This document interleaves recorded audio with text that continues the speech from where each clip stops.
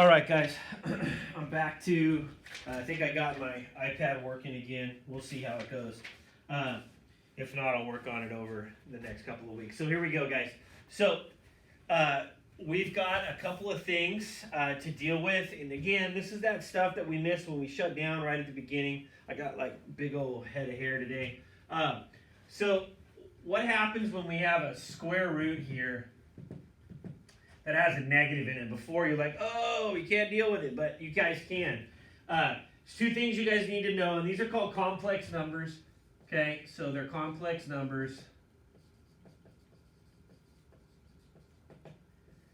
And so if they're complex numbers or imaginary solutions is what they're also called, you end up with knowing two things. Number one is that the square root of a negative is called I for imaginary, and then I squared is 1. So if we look at this and we have a negative here, we're going to move that out and it's going to become I. So we've got I square root of 48. Now for a quick review of finding the square root of 48, we're not going to worry about doing it by decimal. We're going to break this up into possible different roots. So I'm going to break this up into root 3 times root 16 because 3 times 16 is 48. So what's the square root of 16? The square root of 16 is 4. So now I have I times the square root of 3 times 4. And I can clean this up now. 4 times I is 4I times the square root of 3. So you may see it like this, or you may see 4 square root of 3 square roots of I. Okay? So again, we're just dealing with the fact that the negative becomes an I on the out front. So if we're looking at this here, we get root 63. Let's break 63 down. We have I 9 times 7. Notice how this is a perfect square. Notice how this is a perfect square. And then I've got I times 3 times root 7. So therefore I've got 3 times root 7 I. Okay? So again, we're just taking the square roots, factoring them out, but then that negative, we have to deal with the I. So here, it's the same idea. We're multiplying. Square root of 3, negative 3, times 4 is 12. And I times I is I squared. But I squared is equal to negative 1. Sorry, it's supposed to be negative 1. I squared is equal to negative 1. Well, if I squared is equal to negative 1, then negative 12 times negative 1 is equal to 12. Okay? So I squared is equal to negative 1. The square root, I is equal to the square root of negative 1. And then that's the new piece of information we're dealing with. So let's just go ahead. We can move this out. This is worth I right here. That's going to be 3. That negative becomes an I. That's 15. And then we can break this up. I times I is I squared times root 3 times root 3 times root 5. That's root 3 times root 5 is root 15. So root 3 times root 3 is 9. Square root of 9 is 3. So I've got I squared, which is negative 1, times 3 times root 5. And now I get negative 3 root 5. That's my answer. Okay? So those are the basic skills that you're going to need to solve a lot of these problems that we're dealing with. So let's go ahead and tackle a couple of more things, and then we're almost done with the video here. So again, biggest thing, I and I squared. So let's do like 3 plus I times 2 minus I. Let's just kind of look at that right now. So again, treat this, not again, but treat this like a variable, so we can do this by the area model if you guys want to. Okay, so we're going to get 3 and I, and then we're going to do 2 and negative I. 2 times 3 is 6, 2 times I is 2I. Negative I times 3 is negative 3I. Negative I times I is negative I squared.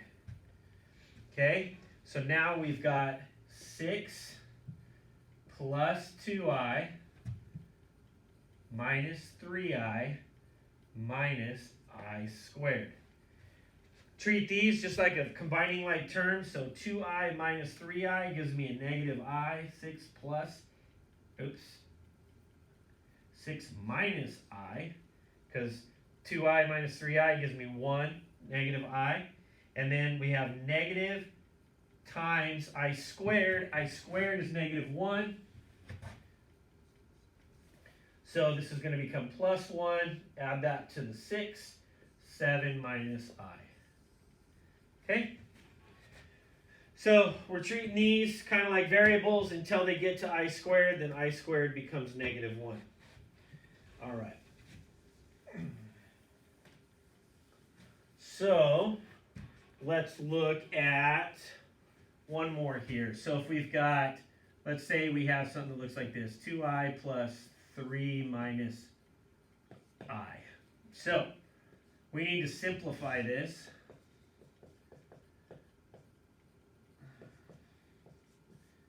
And we simplify by what's called its conjugate. So the conjugate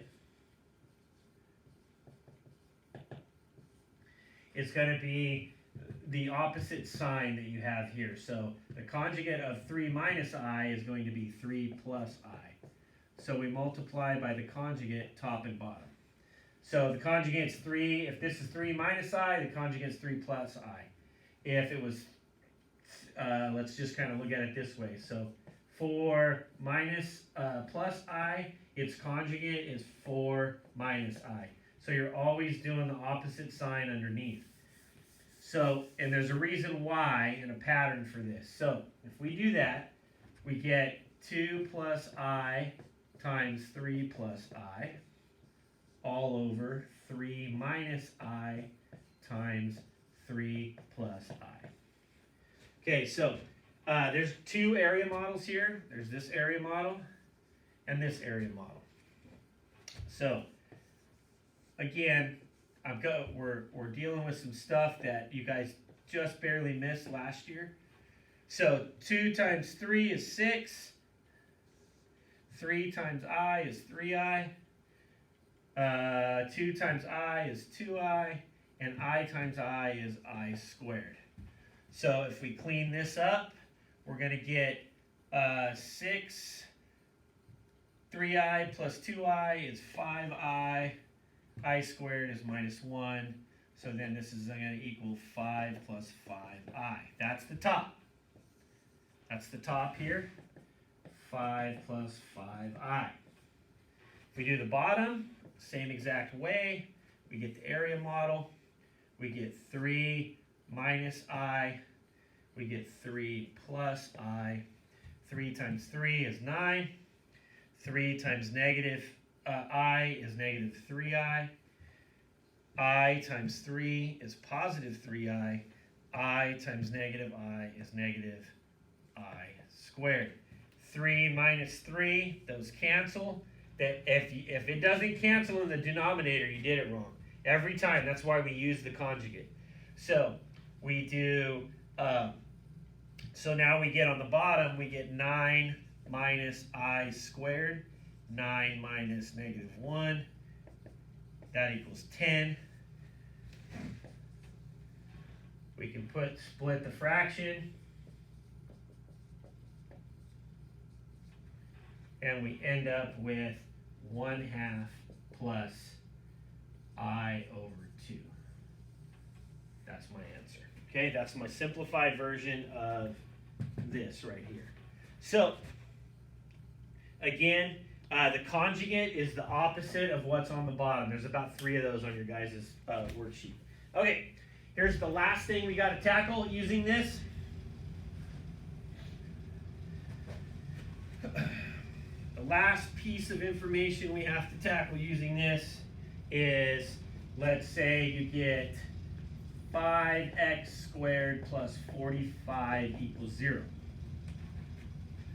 And we go, oh, okay, so let's look at this here. I need to solve. It's set equal to 0, so we're going to solve.